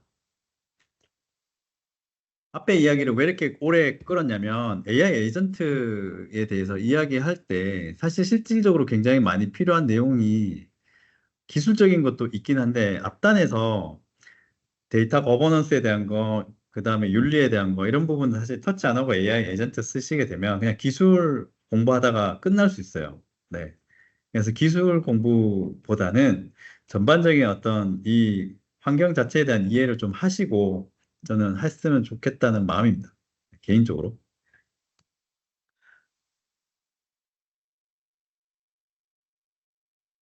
네. 저작권 침해 부분 반드시 있죠. 예, 있죠. 그래서 그런 부분들은 체크하셔야 돼요. 네. 저도 그 부분은 명확하게 체크는 안 했는데 일단 테스트 보면 가능합니다. 기능적으로는 가능해요. 네. 물론 이제 크롤링 같은 거 할 때도 당연히 외부에 있는 지적재산권 이런 것들 위배되는 것들을 하시면 안 되겠죠. 그죠? 자, 그래서 우리가 AI 에이전트를 활용을 그러면 어떻게 해야 되나 한번 보면 앞서 보여드렸던 아이런 RPA 툴이나 자동화 솔루션들은 예전부터 있었어요. 예, 그래서 뭐 특정 로직을 짜서 워크플로우를 자동화하는 것들은 가능했어요. 이런 RPA를 가지고 가능을 했는데, 그죠? 근데 솔루션들이 얘네들도 완벽하지는 않았죠. 특정 프로세스에 대해서는 완벽하게 처리를 해요. 근데 이제 변수들이 계속해서 늘어나면 로코드 형태로 우리가 보통 이제 시민 개발자분들이 코딩 안 하고 혹은 최소한의 코딩을 해서 업무 자동화하는 툴들이 보통 RPA와 함께 쓰는 로코드 툴들이 있잖아요. 그런데 변수들이 계속해서 늘어나. 예를 들어서 뭐 환율도 체크해 줘야 되고 온도도 이제 날씨 변화가 워낙 많으니까 온도 값도 실시간으로 넣어줘야 돼요. 이러다 보니까 이렇게 하는 게 생각보다 너무 번거롭더라. 그래서, 그죠? 처음에는 이렇게 뭐, 예를 들어 티켓팅 시스템 하나 정도는 이메일 가지고, 엔지니어링 팀에다가 티켓팅 열어가지고 업무 프로세스를 좀 더 자동화하는 것들이 이런 ITSM 툴이죠. 옛날에 그 젠데스크 같은 그런 것들을 하는 게 가능했습니다. 그죠? 일반적으로는 잘 작동을 해요. 근데 상황 자체가 이제 막 복잡해지기 시작하면 쉽지 않죠. 그래서 우리가 이제 이 많은 것들을 하려면 기존 프로세스를 어떻게 개선해야 될까? 실제로 버틀넥, 병목 현상이 어디에서 발생하는지 좀 체크를 해야 되고, 그리고 AI가 어디까지, 어떤 기능까지 제공해 줄 수 있는지에 대해서 정확하게 알고 계셔야겠죠. 그죠? 그래서 기존의 업무를 한번 체크하는 거, 다시 한번 얘기했지만, 뭐, 비디오나 오디오나 문서에서 이런 구조화되지 않은 콘텐츠가 너무 쏟아져서 들어오죠. 근데 이런 것들은 이제 회사에서 앱을 통해서, 애플리케이션 통해서 할 때, 정규식이나 필터링 같은 거 할 때, 수동으로 이런 것들을 굉장히 많이 했죠. 그래서 이런 것들은 이제 AI를 가지고 작업을 할 때, 멀티모달 기능을 쓴다거나, 혹은 음성 에이전트를 가지고 내가 말로 하게 됐을 때 뭔가 자료 수집이나 이런 것들이 자동으로 된다거나 이런 것들을 할 수가 있겠죠. 시간 관계상 이게 다 설명드리기는 어렵고 일단 한번 보십시오. 그죠? 이런 많은 우리의 그 시간을 소비하게끔 하는 작업들을 세세하게 회사 업무에서 정리를 하신 다음에 그 다음에 AI가 어떻게 해결해 줄 수 있는지에 대한 그 목표의 KPI 설정으로 넘어가야겠죠. 자, 그래서 기존의 어떤 이런 RPA 도구랑 다르게 AI 에이전트는 일단은 데이터 추론이 가정하죠. 이게 학습된 데이터를 가지고 추론 기능이 있잖아요. 그리고 옛날에는 뭐 이런 RPA나 이런 것들은 전통적인 데이터베이스 같은 경우는 뭔가 키워드가 정확하게 매칭이 되지 않으면 없다. 그런 자료는 없다. 혹은 그런 거는 못한다. 딱 명확하게 결론을 내버리는데 얘는 그게 된다는 거죠. 그리고 알아서 실행이 되고 그리고 계속해서 백데이터나 로그들을 가지고 학습해서 스스로 개선해 나갈 수가 있다. 그죠? 그래서 이전에는 뭐 못했던 업무들을 굉장히 많이 자동화할 수가 있다라는 겁니다.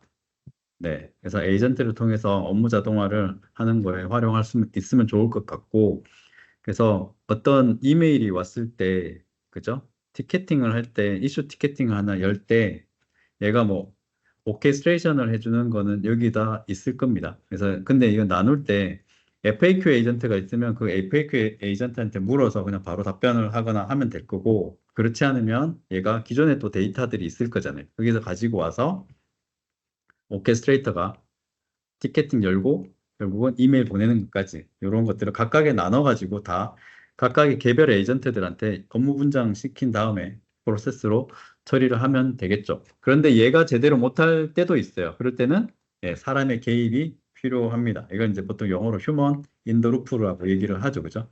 그래서 에이전트 보스가 된다는 얘기는 뭐냐면 에이전트가 어디에서 제대로 일을 못 처리하는지 그 포인트를 집어낼 수가 있어야겠죠. 그게 이제 이 전체 업무 루프 안에 사람이 어느 시점에 딱 들어가 줘야 되는, 개입을 해줘야 되느냐, 포인트를 잡아내실 수가 있어요. 그래서 이제 에이전트 보스가 된다는 거는 에이전트도 기본적으로 이해를 해야 되고 업무 프로세스도 이해하고 있어야 되겠죠. 그죠? 근데 참 이거 강의하면서도 느끼는 거지만 공부해야 될 게 너무 많은 것 같습니다. 네. 자, 그러면 에이전트가 어떻게 구성되고 발전해 나가게 되는지에 대해서 한번 보면은 에이전트가 있으면 얘는 자기가 그냥 단순히 LLM, 얘가 뭐 단순히 라지 랭귀지 모델, 챗GPT 같은 LLM이다라고 하면 그냥 주어진 답을 하면 끝나요. 갖고 있는 학습된 데이터 가지고 답을 하면 끝나요. 근데 이제 사람들은 자꾸 더 많은 것들을 요구하죠. 이메일도 보내, 일 끝나면 이메일도 보내, 혹은 이메일 보내는 게 아니라 뭐 슬랙이나 팀즈에다가 웹훅으로 작업 끝난 걸 알려줘. 알람도 보내줘. 이런 것들을 자꾸 요청을 하게 되죠. 그래서 우리 뭐가 필요하냐면 툴이 필요해지게 되는 거예요. AI 툴이. 예. 그래서 뭐, 그리고 외부 데이터도 검색을 해야 되니까 빈 검색도 필요하고, 그죠? 인터넷에 대한 검색도 필요하고. 그래서 다양한 툴들이 이 LLM에 붙기 시작을 하게 되는 거죠. 어떻게 보면. 그러다가 요게 기존에 또 있었던 제공되던 많은 인공지능 서비스들이 있어요. 뭐 OCR 기능이나 이런 것들 있죠. 그죠? 그런 인공지능 서비스하고 또 붙어서 기능이 확장이 되겠죠. 그래서 AI 서비스들하고도 이제 확장이 되는 겁니다. 네, 뭐 TTS 기능도 필요해. 음성 합성도 해야 하려면 TTS도 해야 되고, 반대로 또 스피치 투 텍스트도 해야 되고, 예, 그리고 비디오 영상이 올라오면 그 비디오 영상에서 감정 분석도 해야 돼.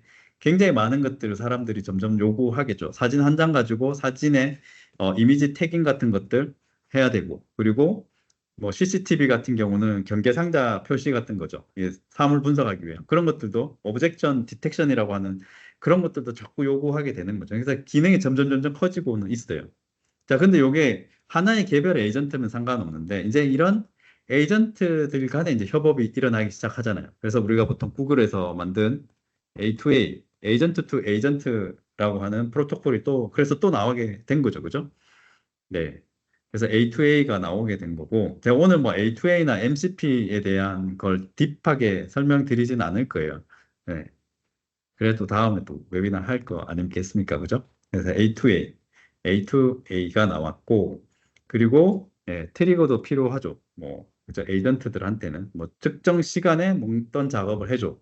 그리고 어떤 지수가 바뀌었을 때 어떤 작업을 해줘. 이런 어떤 트리거가 되는 것들도 설정하는 게 필요해요. 그래서 에이전트들을 이제 조금 복잡해집니다. 그죠? 에이전트가 어떤 식으로 동작을 하냐면 기본적으로 LLM이 있어요. 왜? 사람이 입력을 할 때 프롬프트를 입력을 하려면 자연어로 입력을 하기 때문에 그 자연어 입력을 해석을 해야 되죠. 그래서 예, LLM, 라지 랭귀지 모델 필요한 거고 그 다음에 얘가 어떻게 동작을 해야 되는지에 대한 정의 예, 보통 이 가드레일이라고 얘기하잖아요. 그죠?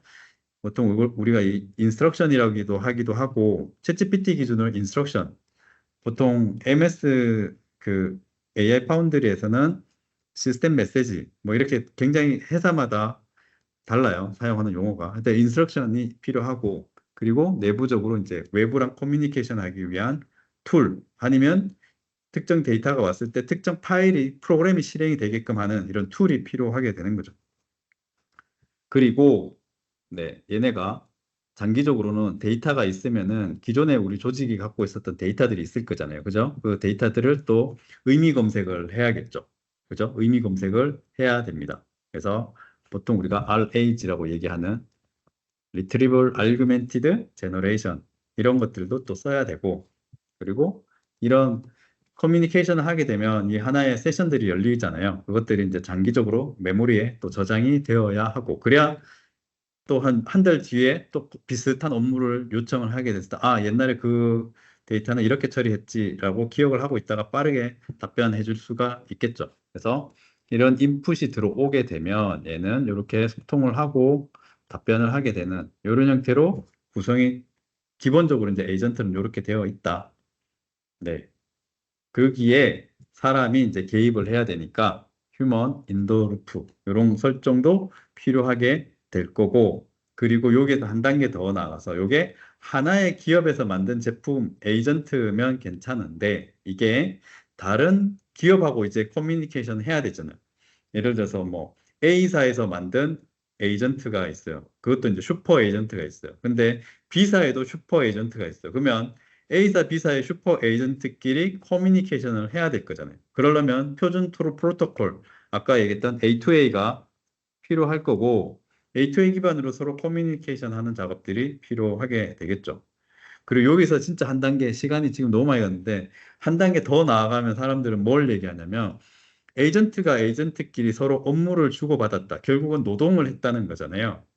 그러면 당연히 GPU가 사용이 됐을 거고, 그러면 그것들을 기업 대 기업으로 혹은 기관 대 기관으로 업무를 했을 때 그 비용은 어떻게 지불할 거냐?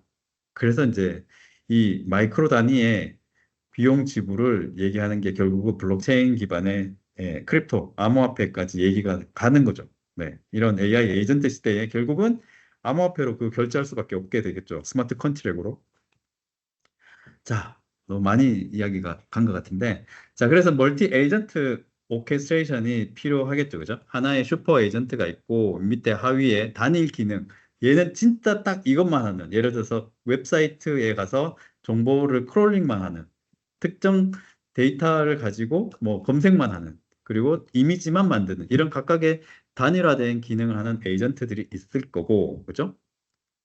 아니, 그리고 시멘틱 커널이 있죠. 시멘틱 커널을 활용을 해서 다른 에이전트끼리 의미 전달도 하면서 서로 커뮤니케이션 하는 멀티 에이전트의 워크플로우도 진행이 될 겁니다. 그래서 여기는 제가 따로 얘기는 안 했는데, 뭐, MS의 그, 요런 기반 기술이 공개 오픈 소스화 한 게 오토젠이라는 게 있어요. 네, 이런 기술들로 여러분들이 이제 멀티 에이전트 만드실 때 꼭 한번 보시면 좋은 문서입니다. 깃허브에 올라가 있으니까 한번 보시면 좋을 것 같고요. 그래서 AI 에이전트가 진화하게 되면, 뭐 예를 들어 팟캐스트 운영하는 에이전트다 했을 때, 게스트 관리하는, 네, 뭐 바이오 조사하고, 그거 정리하고, 그리고 뭐 팟캐스트니까 보이스로 뭔가 MP3 형태로 올려야 되잖아요. 그죠? 그래서 트랜스크립트도 만들어야 되고, 그죠? 이런 많은 작업들.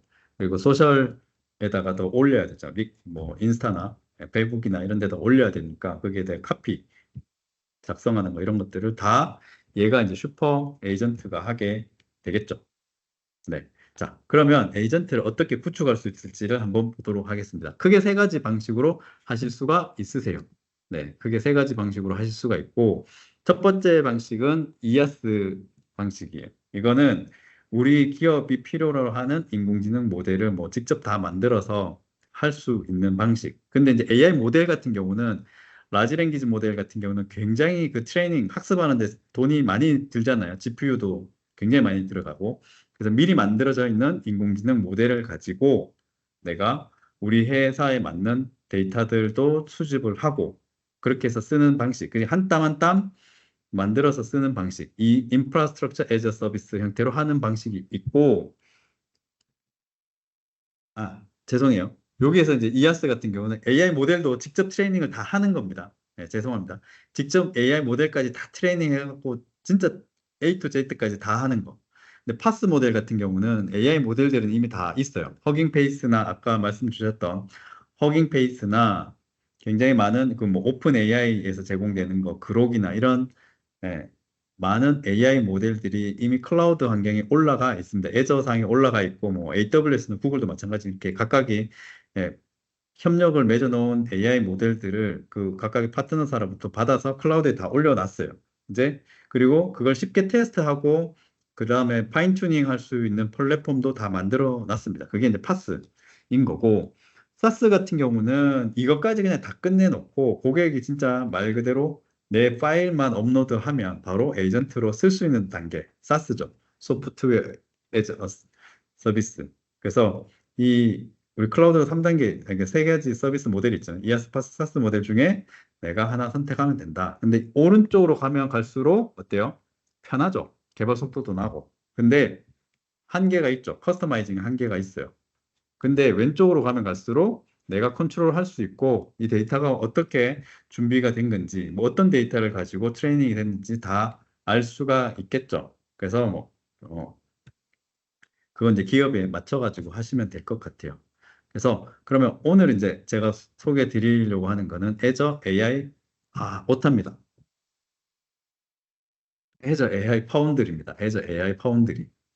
파운드라고 해서 네, Azure AI 파운드리입니다. 이런 큰 실수를 네, Azure AI 파운드리 여기 보시면 네, AI 파운드리인데요. 얘는 소스 코드를 뭔가 만들어야겠죠. 홈페이지에 뭐 인공지능 기반의 챗봇을 만든다라고 했을 때 그런 소스 코드는 외부에 있는 이런 개발 환경이라고 보통 얘기하는 통합 개발 환경이라고 얘는 ID 툴들이 있을 거잖아요. 비주얼 스튜디오 코드 같은 네, 이런 것들이랑 연결을 해가지고 소스 코드를 만들거나 아니면 뭐 코파일럿 스튜디오 같은 플랫폼을 가지고 연결하실 수도 있으세요.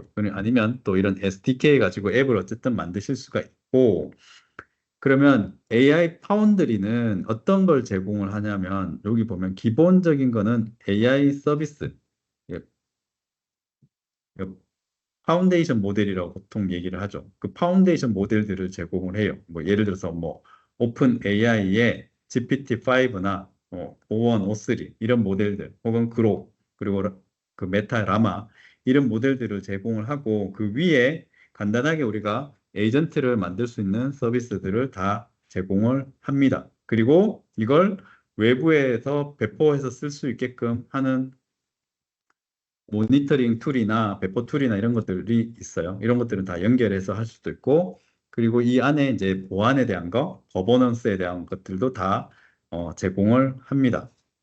여기 이제 AI 파운드리. 그래서 AI 파운드리에 지금 올라와 있는 모델들 보면 O3, 예, GPT-5 올라왔어요. 좀 전에 제가 확인을 했고, 그래서 GPT-5 미니는 바로 쓸 수가 있고, GPT-5는 요청을 해야 쓸 수 있어요. 리소스 부족 때문에 아마 그렇게 컨트롤하고 있거든요. 그래서 특정 왜 써야 되는지에 대한 사유를 써가지고 승인받으면, MS에서 승인을 해주게 되면, 네, GPT-5 바로 쓸 수가 있습니다. 지금 소라도 올라와 있어요. 그래서 그거 좀 이따가 제가 보여드리도록 하고. 그래서 MS에서 제공하는 이런 오픈소스화된 모델들, 파이 모델은 보통 우리가 SLM이라고 얘기하죠. 스몰 랭귀지 모델. 네. 스몰, 뭐, 라지 랭귀지 모델이라고도 하기도 하고, 그냥 스몰 랭귀지 모델이라고 하는 이런 모델들도 다 올라와 있고, 중국의 딥식이나 X의 그록, 네. 그리고 메타의 라마 모델, 그리고 프랑스의 미스트랄 다 올라와 있습니다. 그리고 뭐 스노플레이크나 데이터브릭스 같은 이런 데이터 기반의 회사들의 모델들도 다 올라와 있어요. 당연히 허깅 페이스에 있는 것도 검색하면 다 웬만하게 유명하게 사람들이 많이 쓰는 것들은 다 올라와 있으니까 테스트 해 보시면 되겠죠. 당연히 엔비디아 모델도 올라와 있습니다.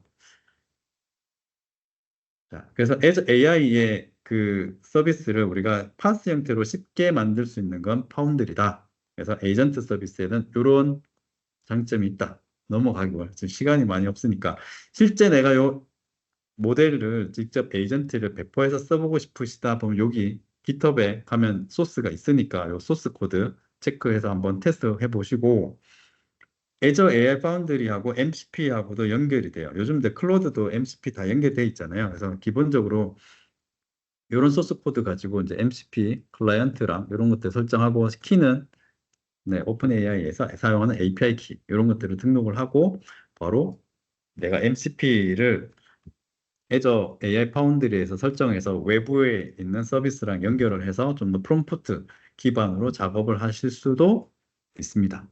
네, 요거는 관련된 설명이니까 한번 보시고요. 자, 그 다음에 Azure AI 파운드리에 앞서 얘기했던 에이전트 간의 에이전트 간의 커뮤니케이션, 에이전트 투 에이전트죠, 그죠? A to A도 지원이 됩니다. 그래서 요거는 이제 SAP, 셉 있죠? SAP, 셉에서 만든 샘플 영상이에요. 그래서 얘가 오다 했는데 42개 주문했는데 35개가 도착을 해서 7개 어떻게 됐니? 라고 했더니 얘가 에이전트가 구글 에이전트한테 물어봐요. SAP 에이전트가 구글 에이전트한테 물어서 지금 체크했더니 지금 미싱된 거가 있다. 그래서 걔가 지금 오고 있다라는 걸 얘기하고 관련돼서는 티켓으로 이미 다 만들어 놨으니까 이거 확인하세요라고 된 거죠. 이런 형태로 이제 실제 업무에서 에이전트들 간에 체크가 되겠죠. 그래서 뭐 송장 같은 거 여러분들 그 운송장 같은 거나 그다음에 뭐 택배 같은 거 트래킹하는 거 보면 굉장히 많은 단계를 거치잖아요. 그리고 예를 들어 통관하게 되면은 쇼핑한 회사들이 있을 거고 중간에 통관하는 데가 있을 거고 굉장히 많이 있을 건데 그러면 이제 앞으로 어떻게 되겠어요? 각각의 에이전트들이 이 업무를 다 처리를 좀 더 자동화해서 해 주겠죠.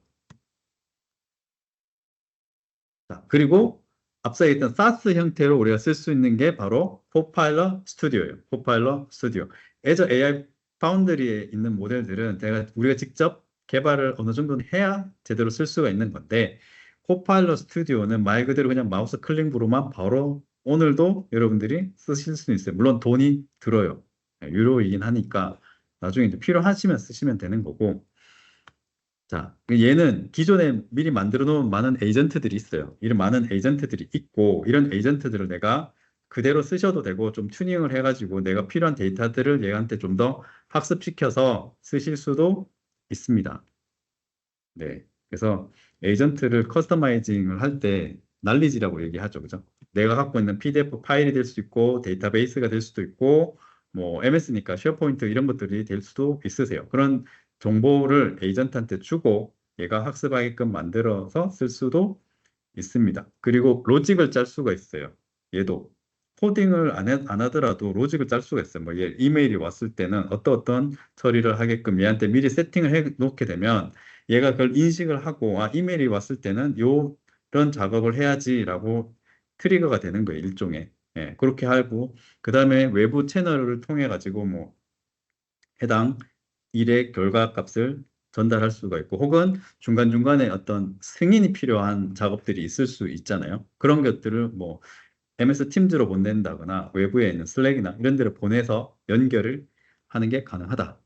네. 그래서 날리지로 우리가 쓸 수 있는 게 웹사이트도 될 거고요. 그리고 이런 오라클과 같은 데이터베이스도 될 거고요. 굉장히 많은 일반 파일도 될 수도 있어요. 굉장히 많은 소스를 가지고 에이전트를 학습시킬 수가 있다. 준비시킬 수가 있다. 네. 그리고 작업은 태스크잖아요. 그래서 뭐 엑셀에 파일에 뭔가 새로운 행이 추가가 됐을 때, 그죠? 이런 것들을 결국은 앞서 얘기했던 RPA랑 연결해가지고 쓰는 거라고 보시면 돼요. 자세히 백단에서는 RPA랑 연결해서 사용이 되는 거예요. 그래서 논리적인 흐름을 내가 하나씩 하나씩 설정할 수가 있는데 코딩이 없잖아요. 코딩이 없고 그냥 논리적인 흐름을 만드는 겁니다. 네, 그렇게 해서 세팅해 놓으면 내가 알아서 어떤 특정 작업이 트리거가 됐을 때 그때는 사람의 개입 없이 자동적으로 일을 하게 되는 거죠. 네, 너무 많은 얘기를 했고 10분밖에 안 됐는데 제가 이런 결과값은 이렇게 채널로 하는데 지금 바로 데모를 좀 보여드리도록 할게요.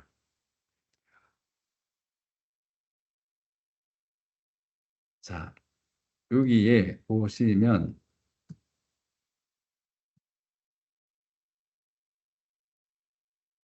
화면을 네, 좀 내리고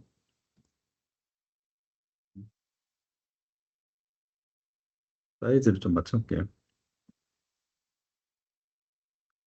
여기 AI 에이전트를 제가 미리 만들어 놓은 게 있어요. 미리 만들어 놓은 게 있는데 여기 코팔럿 스튜디오고요. 코팔럿 스튜디오고 보면 에이전트 만드는 건 되게 쉬워요. 그냥 여기에서 에이전트 탭에 뉴 에이전트를 누르고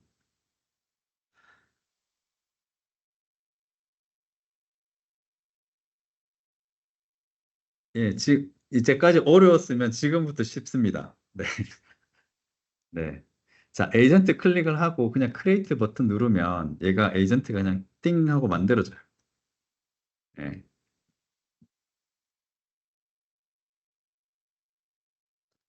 노트북 제가 서피스 랩탑이죠. 랩탑 쓰고 있습니다. 버전, 이게 뭐, 프로 3였나? 네. 메모리는 16기가짜리 쓰고 있습니다. 15인치. 네. 근데 왜 이걸 쓰냐면은 화면 터치가 되기 때문에 쓰고 있고요. 자, 제가 에이전트를 하나 만들었는데 보면 에이전트 이름이 있고 뭐 요 아이콘은 뭐 바꿀 수 있습니다. 지금 그런 건 중요한 건 아니잖아요. 자, 근데 여기 보면 이제 orchestration 있죠. Use generative AI to determine how best to 쭉 해서 돼 있어요. 그러니까 orchestration을 할 거냐 다른 에이전트랑 예를 들어서 그러면 enable 그리고 얘는 어떤 모델, AI 모델 가지고 반응할 거냐? GPT 지금 4.5로 되어 있죠. 그죠? GPT 4.5로 되어 있어요. 나중에 이거는 4.5 미니 이런 것들로 바꿀 수는 있어요. 근데 한 몇 개 모델만 돼요. 뭐 그록이나 이런 건 아직 지원 안 하고 있습니다. 그리고 이 에이전트에 대한 인스트럭션 부분, 일종의 가이드 레일이죠. 너는 뭐 마케팅 전담 전문 에이전트야. 그리고 너는 이런 답변을 해. 라고 보통 우리가 얘기하는 지침에 대한 게 이 부분에 되는 거고, 그 다음, 난리지 부분이 아까 얘기했던 지식 부분이에요. 그죠? add 데이터에서 한번 눌러볼게요. 눌러보면, 이렇게 되어 있어요. 파일을 직접 업로드 할 수도 있고요. 이런 데이터베이스나 외부에 있는 세일즈포스나 이런 것들이랑 연결할 수도 있어요. 네. 연결할 수도 있고, 그 다음에 툴스에 들어가게 되면 얘가 에이전트니까 외부랑 뭔가 작업을 하려면 뭐 웹 크롤링을 한다거나 뭐 해야 된다고 말씀드렸잖아요. 그죠? 그게 툴이에요. 그래서 툴을 한번 눌러보면 이런 것들은 이제 툴로 쓸 수가 있게 되는 거죠. 네. 저, 뭐 팀즈랑 연결하고 싶다. 이런 것들이 되는데 여기 뉴 툴을 눌러보면 뭐가 있냐면 여기 들어와 있어요. MCP가 모델 콘텍스트 프로토콜이라고 해서 예, 요거 가지고 내가 외부에 있는 솔루션을 쉽게 자연어로 프롬프트로 컨트롤 할 수가 있다. 그리고 아니면 커스텀 커넥터를 만들어 가지고 데이터를 가지고 올 수도 커뮤니케이션 할 수도 있다. 아니면 에이전트 플로우라고 해서 아까 로직 얘기 드렸잖아요. 그죠? 예, 로직을 만들어서 할 수도 있어요. 네. 자, 요거 이제 툴스에 있고 그다음에 트리거는 뭐 한 시간에 한 번씩 이 에이전트가 뭐 특정 동작을 하게끔 만들 수도 있고 아니면 새로운 리스판스가 폼에 뭔가 왔을 때 설문조사에 응답이 왔다거나 이런 것들을 가지고 내가 트리거로 만드실 수도 있게 되는 거죠. 네, 이메일 도착도 가능합니다. 네, 이렇게 만들고 만약에 만들고 나서는 여기서 테스트를 할 수도 있어요. 하이 하면은 지금 제가 첫 번째 디폴트 언어를 영어로 해놨기 때문에 이렇게 영어로 답변을 하게 되는 겁니다. 네. 자, 근데 이렇게 에이전트 만드는 건 되게 쉽죠? 되게 쉬운데 제가 이걸 보여드리려고 한 건 아니고 오늘 슈퍼 에이전트예요. 그래서 에이전트 똑같이 만들어요. 똑같이 만드는데 여기에서는 뭐가 하나 더 제가 더 했냐면 여기 에이전트 부분에 가게 되면 add on 에이전트 기능이 있어요. 네, 그래서 여기 add on 에이전트를 누르면 뭐가 되냐? 코팔로 스튜디오에서 만든 에이전트, 제가 미리 만들어 놓은 투마일스의 에이전트가 있어요. 예를 들어, 그럼 얘를 여기에서 라고 간단하게 디스크립션만 선택하고 에이전트를 하게 되면 제가 미리 만들어 놓은 에이전트들을 이 슈퍼 에이전트랑 같이 커뮤니케이션 할 수 있는 에이전트로 만들어낼 수가 있습니다. 네. 그래서 여기 미래 일자리라는 에이전트도 내가 미리 만들어 놨는데 이 미래 일자리라는 에이전트는 뭐 다른 건 없어요. 제가 갖고 있는 몇 개 PDF 파일, 뭐 세 개, 아까 보여드렸던 그 세계 경제 포럼의 미래 일자리 보고서랑 MS의 워크 트렌드 인덱스 이런 것들을 그냥 PDF로 여기에서 add knowledge 해서 여기 업로드해서 미리 벡터화 해 놓은 거거든요. 네, 그래서 이 슈퍼 에이전트한테 한번 물어볼게요. 그 맥킨지 보고서랑 이런 것도 넣어놨단 말이에요. 그래서 미래 AI 기술로 인해 두려워하는 직원 비율은 이렇게 물어보면 얘가 어떻게 반응을 하냐면 잘 보시면 얘가 금방 보셨어요. 미래 일자리 에이전트를 호출을 했죠. 그리고 나서 이 자료를 찾는 거예요. 그 파일 내에서. 네, 이렇게. 해서 답변은 이렇게 오는 겁니다. 여기 이런 식으로 이해되셨죠? 예. 그래서 에이전트를 그냥 간단하게 만들고 그 에이전트가 어떤 데이터를 가지고 학습을 한 건지, 그러니까 일종의 RAG죠. 한 건지, 그리고 얘가 외부랑 뭔가 커뮤니케이션 할 거면 어떤 툴을 가지고 할 건지를 하나 에이전트를 만들어 놓고, 그리고 그 각각의 에이전트들을 이렇게 슈퍼 에이전트처럼 매니징 할 수 있는 에이전트랑 연결만 시켜 놓으면 내가 원하는 작업들을 다 할 수가 있게 되는 거죠. 물론 여기에 이제 그 각각의 그 툴에 뭐 로직을 만드실 수가 있겠죠. 내가 여기에서 누구누구한테 이력서 보내줘. 아니면 누구누구한테 견적서 보내줘. 이렇게 얘기를 하게 되면 견적서 보내는 에이전트는 그 작업을 하고 나한테 이메일로 답변을 하게 되겠죠. 네. 그래서 에이전트를 만드는 게 지금은 유튜브에 가게 되면 A2A, 뭐 MCP 이런 건 너무 많긴 한데 실질적으로 앞으로 시간이 지날수록 MS뿐만 아니라 굉장히 많은 글로벌 빅테크나 국내 기업들이 쉽게 만들 수 있는 에이전트가 계속 나올 거예요. 그래서 계속 관심 있게 보시면 좋을 것 같고요. 자, 그래서 이제 마지막 9시가 다 됐습니다. 죄송합니다. 시간을 오버했습니다. 그래서 여러분들이 이제 지속적인 어떤 공부하시기 위해서 잡그리기 사이트를 제가 소개를 드릴게요. 제가 운영하고 있는데, 여기에 계속해서 제가 뉴스레터도 만들고 있고, 온라인, 오프라인 교육도 하고 있어요. 그래서 애저 900 자격증이나 AI 900 이런 것도 하고 있고, 특히나 이제 주위에 청년들 계시면 제가 1년에 한 번씩 진로 캠프를 해요. 2박 3일 동안.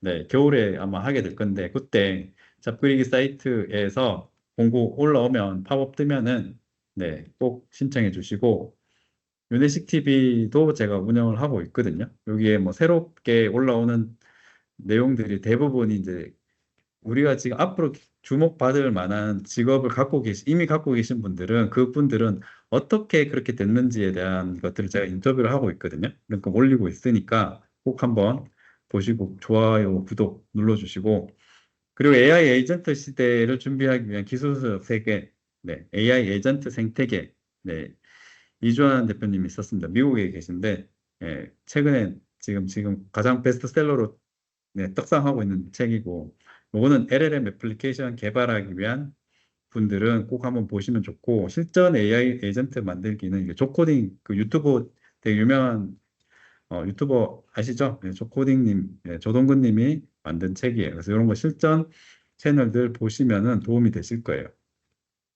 그리고 콘텐츠 크리에이터를 생각하시면 이제 투마일스에서 제가 이제 뭐 강의를 굉장히 많이 만들고 콘텐츠 만들다 보니까 이런 기술적인 것도 많지만 이걸 결국 제품화하는 것들이 필요하잖아요. 그래서 하다 보니까 이 제품들 너무 좋은데 해서 이제 국내 이제 총판하고 있는 게 크게 세 가지예요. 뭐 첫 번째 비욘드는 세계 최초 이제 비디오 생성하는 툴 그리고 요거는 파워포인트를 가지고 이제 우리가 보통 회사 직무교육 하면 많이 쓰는 HTML5 형태의 그 교육들 있잖아요. 그것들을 자동으로 다 퀴즈까지 만들어주고 학습 관리해주는 것까지 다 하실 수가 있어요. 물론 이 외에 많은 툴들이 있기는 한데 관심 있으시면 나중에 또 제가 세션 할 때 꼭 관심 가져주시면 좋고 참고 자료는 제가 그 필요한 것들은 개발하시는 분들이 아마 실질적으로 또 필요하실 것 같아요. 그래서 에이전트 구축할 때 프롬프트가 고민이 되시는 분들이 있으실 거예요. 요 사이트 가시게 되면 에이전트들한테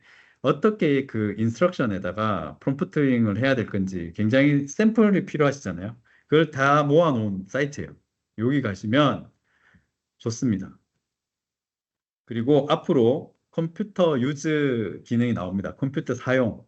이거는 컴퓨터가 내 화면을 보는 것처럼 AI가 내 화면을 보게 되는 거죠. 그러면서 작업을 하게 되는 겁니다. 이게 나오면 사실은 이런 강의가 거의 필요 없어질 거예요. 예를 들어서 뭐 코파일럿 스튜디오에서 에이전트를 이러이러한 형태로 만들고 싶은데 너가 마우스 클릭 어디에 해야 되는지 알려줘 하면 화면을 얘가 눌러줄 거란 말이에요. 네, 이게 지금 하반기에 나올 겁니다. 그래서 지금 코파일럿 스튜디오 신규 기능 로드맵에 보면 잡그리기 뉴스레터 구독 감사드리고요. 요 사이트에 가면은 코파일럿 스튜디오에 하반기 출시 예정인 기능들이 올라와 있어요. 그래서 컴퓨터 유즈가 10월 달에 GA 정식 론치가 됩니다. 이게 나오면 또 세상이 또 한 번 뒤집어집니다. 2달 남았습니다. 2달. 네. 그리고 요거는 이제 아키텍처 구조에 대한 거니까 한번 전체적인 아키텍처 구조가 실제 코팔러 스튜디오에서 어떻게 에이전트들이 동작을 하는지에 대한 설명, 그리고 엔터프라이즈 대기업 같이 좀 큰 사이즈의 서비스를 구축할 때는 이런 아키텍처 구조도 한번 참고해 보시면 좋고, 에이전트 타입을 어떤 식으로 우리가 구성을 해야 될 건지에 대한 것 체크리스트도 여기다 해놨으니까 한번 보시면 좋을 것 같습니다.